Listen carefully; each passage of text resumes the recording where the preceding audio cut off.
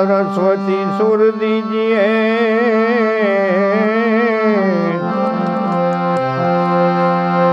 गणपति दीजिए ज्ञान, तो बजरंगी बल दीजिए,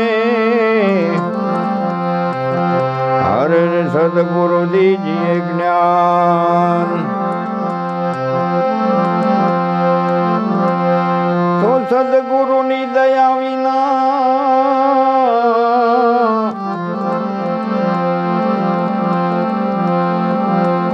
सपने मळे नहीं सत्संग, कृपा थई जाय मारा नाथनी, हरे तो आवे भक्ति मारंग। तो सदगुरु शब्द ऐसा लगा,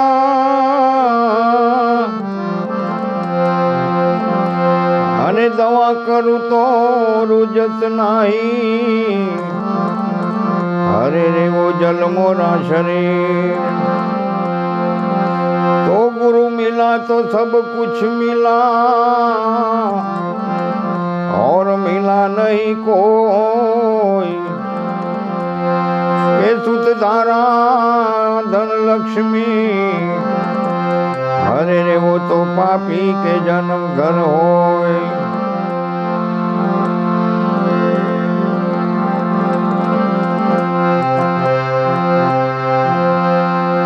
तो भगत बीज पलटे नहीं, हरे जुग भले वया जाय अनंत। ऊंच नीच घर भले अवतरे, हरे रे आखिर संत ना सन, आखिर संत ना सन।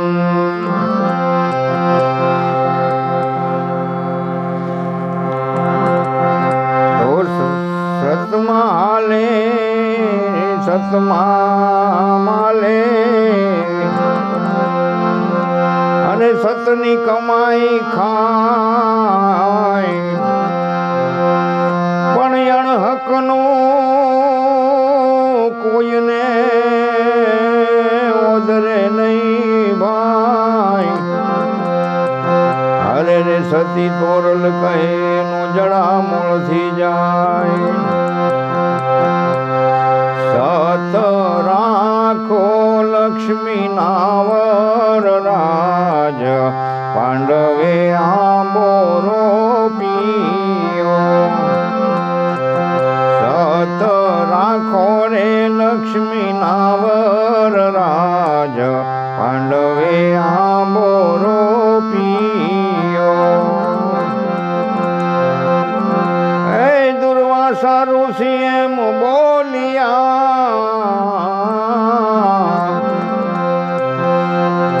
તમે રસોઈ બનાવો અમાર, આજ્ઞા અમારી લોપશો લોપશો। તો દેશું તમોને સરાપ, પાંડવે આંબોરો પીયો।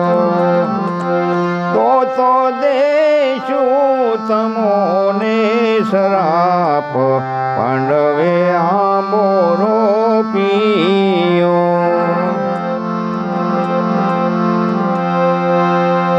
અરે સડી ગયેલી લાવ્યા તા ગોઠલી,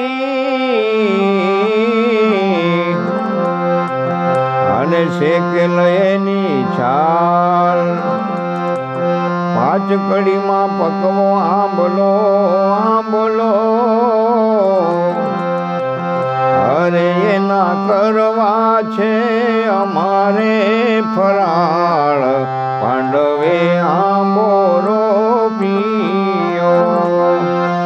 એના કરવા છે અમારે ફરાળ, પાંડવે આંબોરો પીયો।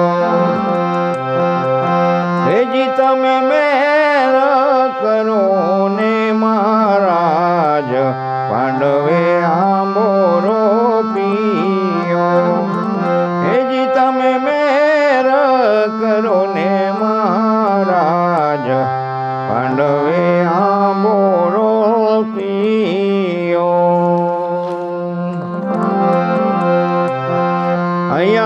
હસ્તિનાપુરમાં દુર્યોધન, દુશાસન, મામા શકુની ચારેય ચર્ચા કરે છે કે પાંડવોને મારવાના ઘણા પ્રયત્નો કર્યા છતાં પાંડવોનો વાળ વાંકો થતો નથી. એમાં મામા શકુની એક રસ્તો બતાવે છે કે જેનું પતન 3 કાળમાં ન થાય, પણ જો કોઈ સંત, કોઈ ઋષિમુનિનો શ્રાપ જો આપે તો એનું પતન નિશ્ચિત થાય. તો દુર્વાસા ઋષિ એક એવું પાત્ર છે, મહાન ક્રોધી. ક્રોધમાં આવ્યા પછી જો કોઈને શ્રાપ આપે તો એનું પતન અવશ્ય થઈ જાય. તો મામા શકુની કહે કે દુર્વાસા મુનિને તમારા મોલે તેડાવો, એની ખૂબ સેવા કરો અને પ્રસન્ન થાય એટલે એક વચન માંગી લ્યો. કે વચને બંધાઈ ગયા પછી કે આ સડેલી ગોઠલી અને શેકેલી એની છાલ આપી અને કહો કે ગોઠલી તમે જઈ અને પાંડવોની પાસે જાઓ અને 5 ઘડીમાં આંબો ઉગાડી એને રસ પૂરીને રોટલી બનાવીને જમાડો. આવું મામા શકુની દુર્યોધનને શીખવાડે છે. પછી દુર્યોધન દુર્વાસા ઋષિને તેડાવે છે, ખૂબ સેવા કરે છે. પછી દુર્વાસા ઋષિ પાસે જે મામા શકુનીએ કીધું હતું તેમ વરદાન માંગે છે. ત્યારે દુર્વાસા ઋષિને ખ્યાલ આવી ગયો કે આમાં તો દુર્યોધનનું કપટ ભરેલું છે, પણ છતાંય વચને બંધાઈ ગયા એટલે પાંડવો પાસે જવાની ફરજ પડી ગઈ. તો પછી પાંડવો પાસે દુર્વાસા ઋષિ આવે છે અને તો ધર્મરાજા દુર્વાસા ઋષિને આવતા જોઈ એટલે એને અનુસાર આવ્યો કે આજ નક્કી કોઈ કાંક નવા જૂની થશે. કોઈ ક્યારેય ન આવતો હોય એટલે મનમાં શંકા જાય, પણ છતાંય એનો અતિથિ સત્કાર કરી બેસવા આસન આપે છે અને પૂછે છે કે ઋષિરાજ આપને આમ અચાનક આવવાનો ઉદ્દેશ્ય એટલે કે આ કારણ જણાવશો. તો દુર્વાસા કહે સુણો પાંડવો, તો દુર્વાસા કહે સુણો પાંડવો, અને કરું હું વાત વિચારી. આવાવો આંબો ને પકવો કેરી, હરે રે સત રાખે મુરારી. એમ કરીને જોડીમાંથી ગોટલી કાઢી અને આપી અને કીધું કે જો આ 5 કડીમાં આંબો પકવો, હું સ્નાન કરીને જાઉં છું, તો હું સ્નાન કરીને પાછો આવું એટલી વારમાં આંબો ઉગાડી અને એની કેરી પાકી જાવી જોવે અને મારે એનું ફરાળ કરવું છે, અને નહીંતર તમને હું શ્રાપ આપીશ. આટલું કહી દુર્વાસા ઋષિ સ્નાન કરવાને માટે જાય છે. તો દુર્વાસા ઋષિ એમ બોલિયા, તમે રસોઈ બનાવો અમાર, એ જો આજ્ઞા અમારી લોપશો લોપશો, તો દેશું તમોને શરાપ, પાંડવે આંબો રોપ્યો. તો દેશું તમોને શરાપ, પાંડવે આંબો રોપ્યો.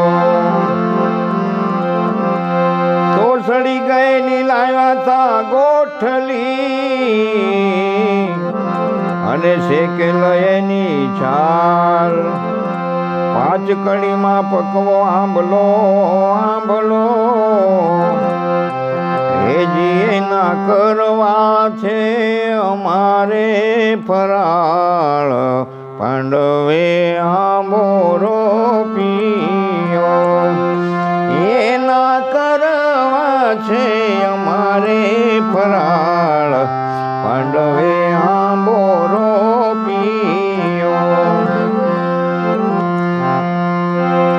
પછી ધર્મ રાજા માતા કુંતાને કહે છે કે દુર્વાસા ઋષિ આવ્યા અને આ સડી ગયેલી ગોઠલી અને શેકેલી એની છાલ આપીને ગયા છે અને કહ્યું છે કે 5 ઘડીમાં આંબો પકવો અને હું સ્નાન કરીને આવું છું. ત્યારે માતા કુંતા કહે છે કે તમે જેને માનતા હોવ, તમે જેનું ભજન કરતા હોવ, તમે જે કર્મો કર્યા હોય, પૂર્વજન્મમાં કોઈ સત કર્મ કર્યા હોય, યાદ કરીને ગોઠવી વાવો, જરૂરથી આંબો ઉગશે.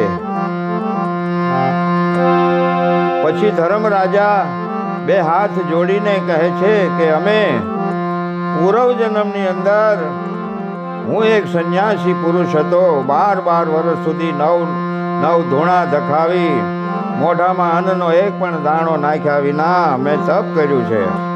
એ તપને કમાઈને લઈને આ જન્મની અંદર અમે સતિયા બન્યા. તો આ જન્મની અંદર આવ્યા પછી હું એક બ્રહ્મનો પુત્ર કહેવાઉં.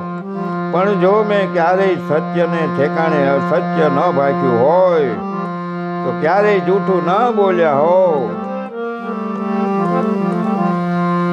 હું જો ક્યારેય ખોટું ન બોલ્યો હો, તો આ સડેલી ગોઠલી વાવું છું, એમાંથી આ કોટો ફૂટજો. એ પછી ધર્મરાજાએ આંબલો રોપ્યો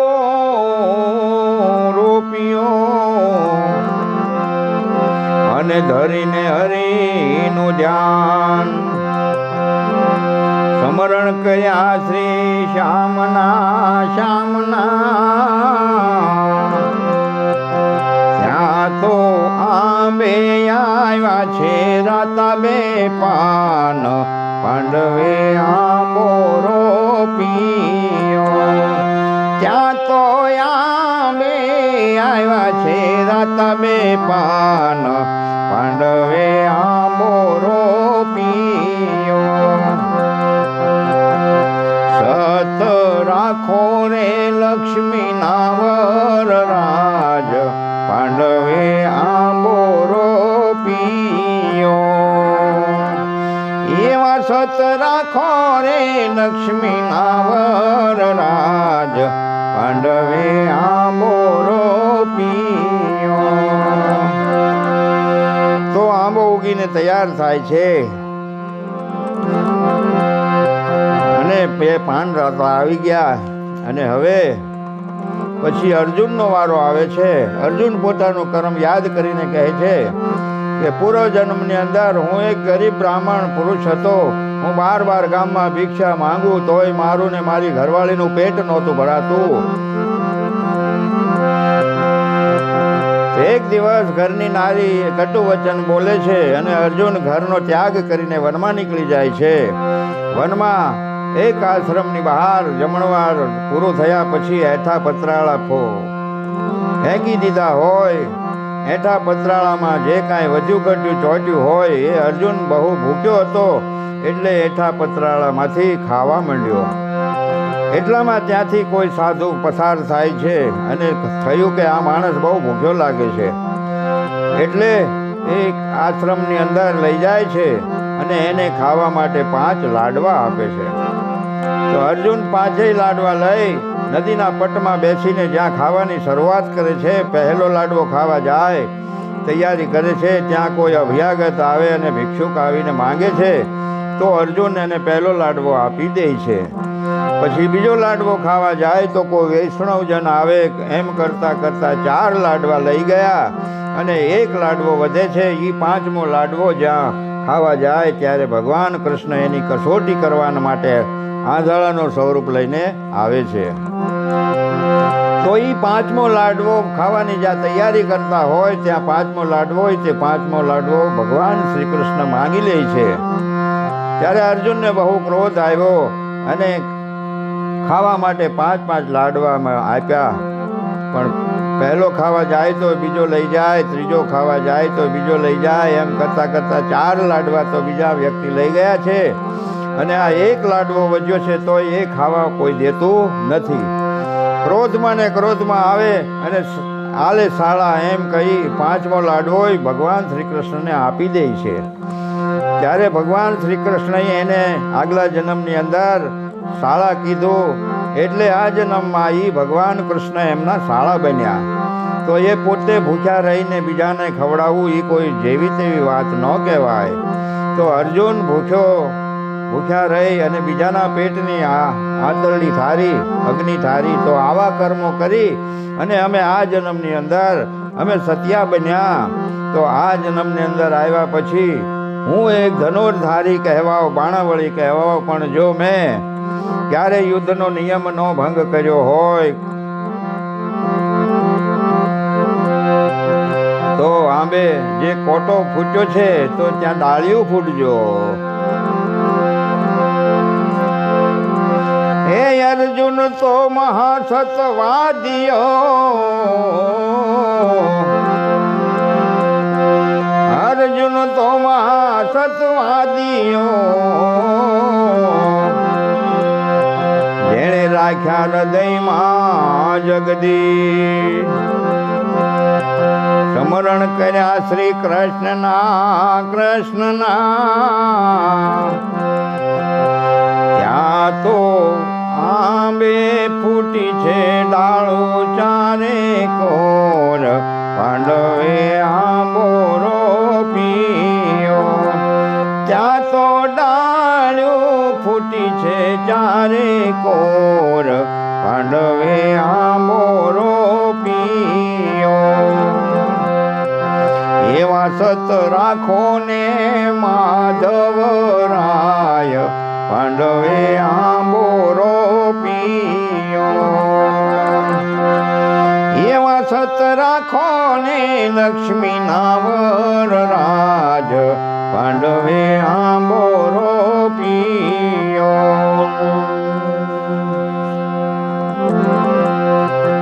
એક કવિ તો ગામડાના અને શહેરના લોકોની વ્યાખ્યા કરે છે. તો શું કહે છે કે ગામડાના લોકો કેવા હોય અને શહેરના લોકો કેવા હોય? કે ગામમાં વસ્તી નાની હોય પણ ઘેરે ઘેરે જ્ઞાની હોય, આંગણીએ આવકારો હોય, મહેમાનોનો મારો હોય, ગામમાં ચા પીવાનો ધારો હોય, આવો વ્યવહાર એનો સારો હોય. રામ રામનો રણકાર હોય, જમાડવામાં પડકાર હોય, સત્સંગ મંડળી જામી હોય, બેસે તો સવાર સામી હોય, વહુને સાસુ ગમતા હોય, ભેળા બેસીને જમતા હોય, ભૂલ થાય તો એકબીજાને નમતા હોય, બોલવામાં ક્ષમતા હોય, છોકરા ખોળામાં રમતા હોય, આવી માની મમતા હોય. ગઢિયા છોકરાને રમાડતા હોય, ચોરે બેસીને સાચી દિશાએ વાળતા હોય, અને બાપનો બોલ સૌ પાળતા હોય, આંખે ઓછું ભાળતા હોય, તોય ગઢિયા ગાડા પાછા વાળતા હોય.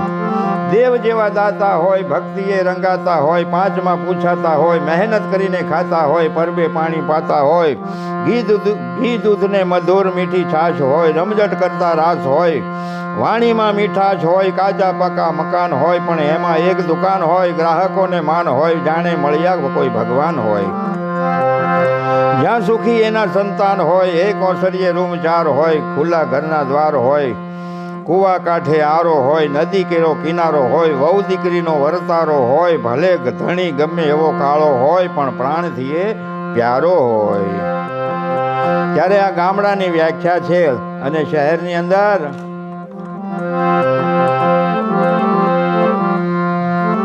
શહેરમાં વસ્તી મોટી હોય પણ એમાં દાનત ખોટી હોય, ફિલ્મના મોટા મોટા ફોટા હોય, ધુમાડાના ગોટા હોય, ચારે બાજુ ગંદવાડા હોય, ઘેરે ઘેરે મંદવાડા હોય, ડોક્ટરો તાજા માજા હોય, કારણ કે ઈ દર્દીના રૂપિયે રાજા હોય.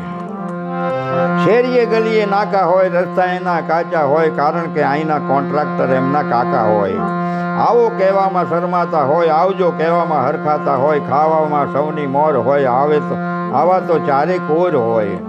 મોટા બંગલાવાળા હોય પણ ઘેરે લગભગ તાળા હોય, ઘેરે ઘેરે પટાવાળા હોય પણ નાના એના કાળા હોય, સગપણમાં એક શાળા ને સાઢુ ભાઈ હોય, કારણ કે સમજે બધું પણ કાગડા બધે કાળા હોય. તો આંબે ડાળીઓ ફૂટીને તૈયાર થાય પછી સત પ્રકાશવાનો ભીમનો વારો આવે છે. તો ભીમ પોતાનો કર્મ યાદ કરતા કહે છે કે અમે પૂર્વજન્મની અંદર હું એક ગાયોનો ગોવાળ હતો. ભીમના નાનપણમાં માવતર ગુજરી ગયેલા, ગાયો ચરાવી પોતાનું ગુજરાન ચલાવે છે. એમાં એક દિવસ એવું બને છે કે ગાયો ચરાવી એમાં એને ઝાડના છાંયે નીંદર આવી ગઈ. તો કોઈ લૂંટારા આવી ગાયોને હાંકી જાય છે. એવામાં એવા ભીમની આંખ ખુલી ત્યારે ગાયો ન મળે. પછી એની પાછળ જાય છે ને એ લૂંટારાને મારીને ગાયોને પાછી લાવતા હોય છે. એવામાં ત્યાં એક કૂવો આવે છે ને ત્યાં કૂવાના કાંઠે ગાયો આવીને ઊભી રહી જાય છે. ભીમને મનમાં વિચાર આવ્યો કે ગાયો ખૂબ તરસી થઈ લાગે છે, તરસથી ખૂબ વ્યાકુળ થઈ ગઈ છે, પણ એ કૂવામાંથી પાણી બહાર કાઢવાને માટેનું કોઈ સાધન નહોતું, સિંચવા માટે કોઈ સાધન નહોતું. તો ભીમે મનમાં વિચાર કર્યો કે ગાયો તરસથી વ્યાકુળ થઈ ગઈ છે, જો આ ગાયો પાણી પીધા વિના મરી જાય તો મને ગૌ હત્યાનું પાપ લાગે. એટલે ભીમે બે હાથ જોડીને ત્રિભુવનરાયને પ્રાર્થના કરે છે કે હે મારા શરીરની હોજરી કાઢી એની પખાલ બનાવો, આંતરડા કાઢી એનું દોરડું બનાવો, અને જ્યાં સુધી આ કૂવામાંથી પાણી સિંચીને ગાયોને પાણી ન પાઈ લઉં ત્યાં સુધી મારા પ્રાણ ટકાવી રાખજો. પછી ભીમે પોતાના શરીરના આંતરડા કાઢી એનું દોરડો બનાવી કૂવામાંથી પાણી સિંચીને ગાયોને પાણી પાય. ગાયોને પાણી પીધું એટલે ભીમનું ત્યાં મૃત્યુ થયું, અને ગાયોના એવા આશીર્વાદ મળ્યા કે જાઓ તમે આવતા જન્મની અંદર એવા બળ્યા હોજો કે એનું માપ ન નીકળે. એટલે ભીમ પછી કહે છે કે હું પૂર્વ જન્મની અંદર આવા કર્મ કરીને આ જન્મની અંદર અમે સત્યા બન્યા, તો આ જન્મની અંદર આવ્યા પછી મેં ભગવાનના નામનો પાસેરી જો મટાડ્યો હોય તો એને આંબે મોર આવજો. તો આપણા ભારતની અંદર એક ઇતિહાસ છે, ભીમના નામે ભીમ અગિયારસનો તહેવાર ઉજવાય છે. ત્યાં તો આંબે ડાળ્યો ફૂટી અને એમાં મોર આવી ગયો. તો ભીમના મનમાં હરખ ઘણો, તમે ભલે પધાર્યા ગોર. ચારે બાજુ દઈ આવ્યા નોતરા. એક વાત એવી છે કે આંબે હજી ડાળીઓ ફૂટી છે અને મોર આવ્યો છે, તો ચારે બાજુ નોતરા પણ આપી આવ્યા. તો ઈશ્વર ઉપર કેટલો ભરોસો મૂક્યો છે કે આંબે કેરી પાક્યા વગર રહેશે નહીં.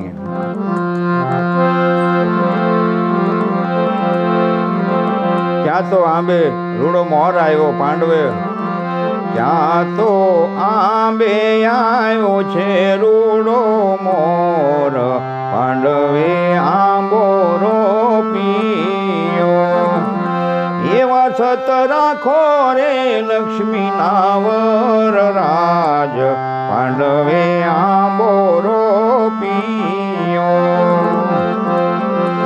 એવા લો આવ્યા છે દર્શન દેવા, જગતમાં જોઈ લેવા. એવા લો આવ્યા છે દર્શન દેવા, જગતમાં જોઈ લેવા. એ તારી અવનીમાં અવતાર લેવા, જગતમાં જોઈ લેવા. એવા લો આવ્યા છે દર્શન દેવા, જગતમાં જોઈ લેવા. તો આંબે મોર આવે છે ને પછી સહદેવનો વારો આવે છે. તો સહદેવ પોતાનો કર્મ યાદ કરતા કહે છે કે અમે પૂર્વ જન્મની અંદર હું એક બ્રાહ્મણ પુરુષ હતો, ધર્મની અંદર નેકી ટેકી રાખતો, આંગણે આવેલ અભ્યાગતને જે માંગે તે આપતો, આવી રીતે પોતાની નવ ઘરવાળીને તે દાનમાં આપે, આવો વીર પુરુષ હતો. ઘરવાળીને દાનમાં આપી એ કોઈ જેવી તેવી વાત ન કહેવાય. આપણે ત્યાં ઇતિહાસ સાક્ષી છે કે જલારામ બાપા એ ઘરવાળીને દાનમાં આપી અને આજે એનો ઇતિહાસ ગવાય છે. તો જલારામ બાપાને ત્યાં એક વૃદ્ધ સાધુના વેશમાં ભગવાન આવે છે અને એની ઘરવાળીને દાનમાં માંગે છે. ત્યારે જલારામ બાપા કહે છે કે મહારાજ થોડી વાર બેસો, હું હમણાં આવું છું. રસોડામાં વીરબાઈ જ્યાં રોટલા ઘડતા હોય અને ત્યાં જઈને કહ્યું કે બાર એક કોઈ સાધુ મહાત્મા આવ્યા છે અને એ તમને હાથ માંગે છે. ત્યારે વીરબાઈમાં રોટલા ઘડતા હોય અને એ લોટવાળા હાથ ધોવા માટે પણ નહોતા ઉભા રહ્યા, કારણ કે એના પતિની આજ્ઞા હતી. પણ આજના યુગમાં જો પોતાનું ઘરમાં હાલે તોય ઘણું પણ એના ઇતિહાસ બન્યા છે. તે એની પાછળ એની ઘરવાળી તથા એના સ્ત્રીનો હાથ છે. તો સતી તોરલ ન હોત તો જેસલ જાડેજાને કોઈ યાદ ન કરત, આયરાણી ન હોત તો દેવાત બોદરને કોઈ યાદ ન કરત, રૂપાદે ન હોત તો માલદેને કોઈ યાદ ન કરત, સતી મિનલદે ન હોત તો કુંભારાણાને કોઈ યાદ ન કરત, સતી દાળદે ન હોત તો ખીમડિયાને કોઈ યાદ ન કરત, સતી ચંગાવતી ન હોત તો શેઠ સગાળશાને કોઈ યાદ ન કરત. તો શેઠ સગાળશા સાધુને સેવે વાણીઓ પાળે વરત, ઈ કોઢિયા થઈને તારવા આવ્યા જગદીશ. તો આવા તો કઈક દાખલા છે કે પોતાના પત્ની થકી મહાન બન્યા છે, સ્ત્રી થકી મહાન બન્યા છે. પણ આજના જમાનામાં કંઈક જો આગળ જવું હોય, કંઈક નામના મેળવવી હોય, સમાજમાં નામના મેળવવી હોય તો પાછળ ટેકો જોવે. પણ જો પૂછા વગર જો ડેલીની બહાર ન જવાતું હોય તો એના ઇતિહાસ ન બને ભાઈ. તો સહદેવ કહે કે અમે પૂર્વ જન્મને અંદર આવા કર્મો કર્યા અને આ જન્મની અંદર આવ્યા પછી હું ત્રિકાળ જ્ઞાની છું, વેદનો અધિકારી છું, 3 કાળનું જ્ઞાન ધરાવું છું. છતાંય જો મેં કોઈને પૂછ્યા વગર જવાબ ન આપ્યો હોય તો જે આંબે મોર આવ્યો છે ત્યાં ખાગઠી બંધાજો, કેરી બંધાજો. તો સહદેવે સંભાળી શ્યામને અને લડી લાગ્યા પાય. પ્રભુ દુખડાય મારા કાપજો.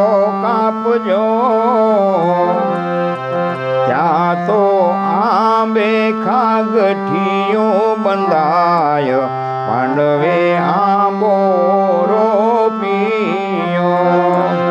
ત્યાં તો આંબે ખાગઠીઓ બંધાય, પાંડવે આંબો રોપ્યો.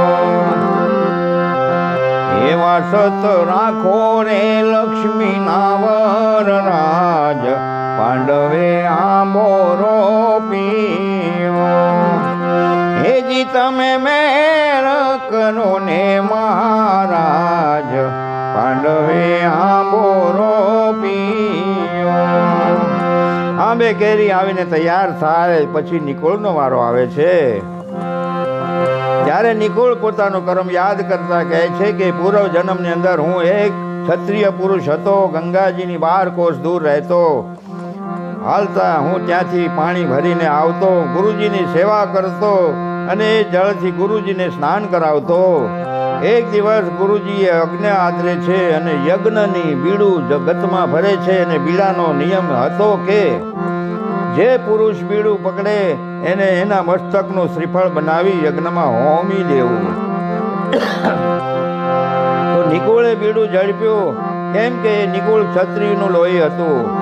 યજ્ઞમાં મસ્તક હોમી ને કહે છે કે પૂર્વ જન્મની અંદર અમે આવા કર્મ કર્યા, આ જન્મમાં અમે સતિયા બન્યા અને આ જન્મમાં આવ્યા પછી મારી દ્રષ્ટિમાં ક્યારેય ફરક ન પડ્યો હોય તો આંબે જે કેરી આવી છે એ પાકી જાજો.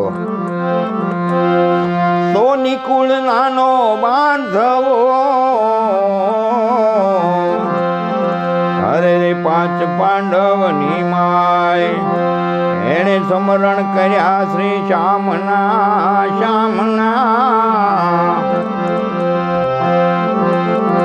ત્યાં તો આંબે કેરીઓ પીળી થાય, પાંડવે આંબો રોપ્યો.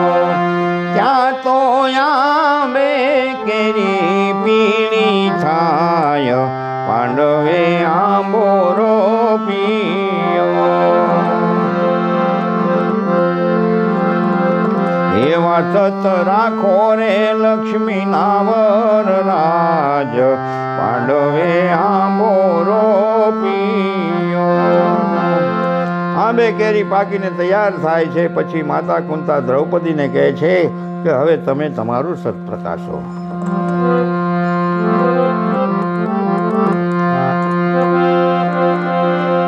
પછી દ્રૌપદી કહે છે કે હું એક આ જન્મની અંદર આવ્યા પછી મારે 5 પતિ છે, છતાંય જો મેં સતી હોઉં તો આંબે કેરી પાકી છે એ નીચે ખરજો. કેરી નીચે તો ખરે છે પણ આવતા અડધે અટકી જાય છે.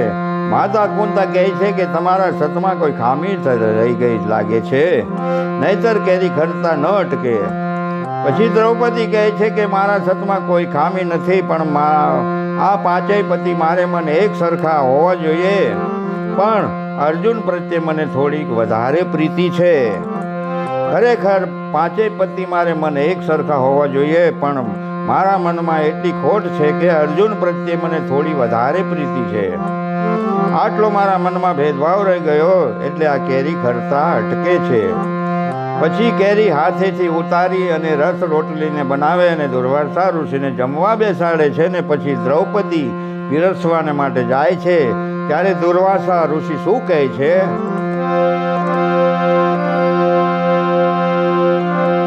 એ પછી દ્રૌપદી પીરસવાને હાલિયા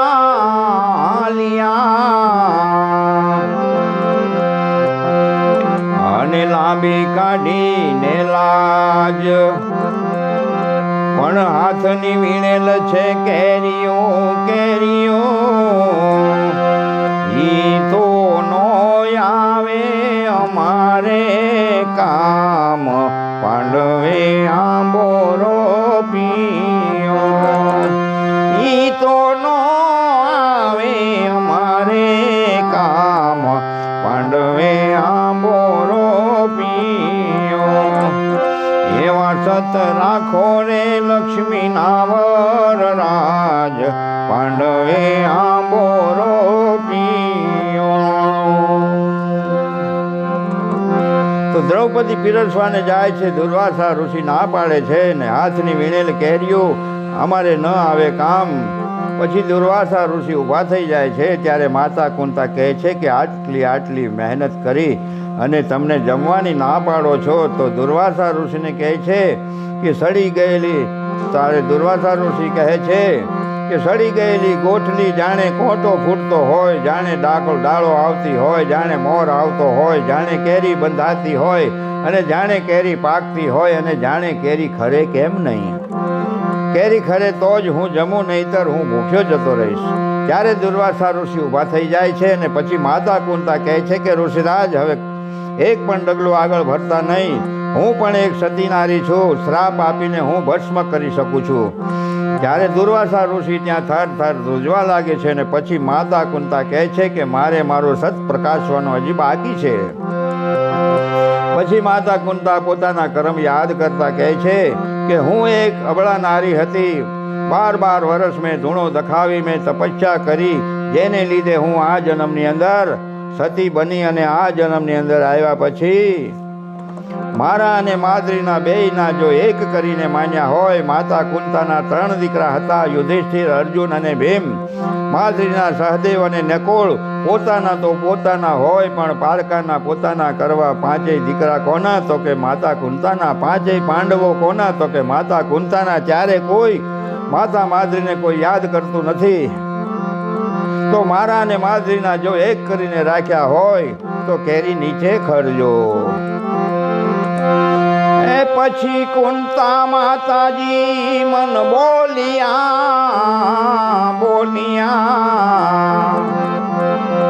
અને જેની અંતરની ઉગડી આંખ, અરે શરણે આવી છું શ્યામળા,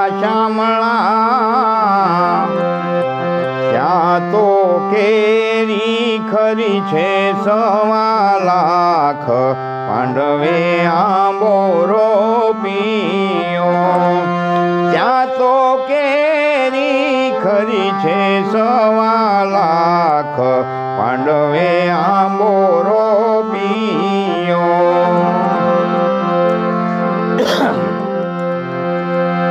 તો દુર્વાસા આવ્યા તા સતને છોડાવવા,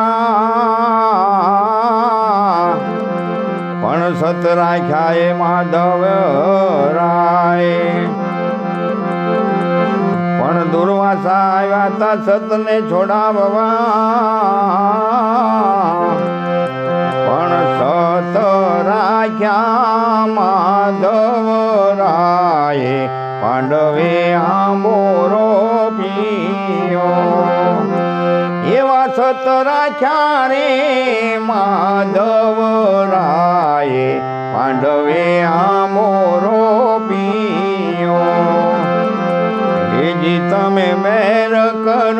ને મહારાજ પાંડવે આંબોરો પીયો. સદગુરુ ભગવાન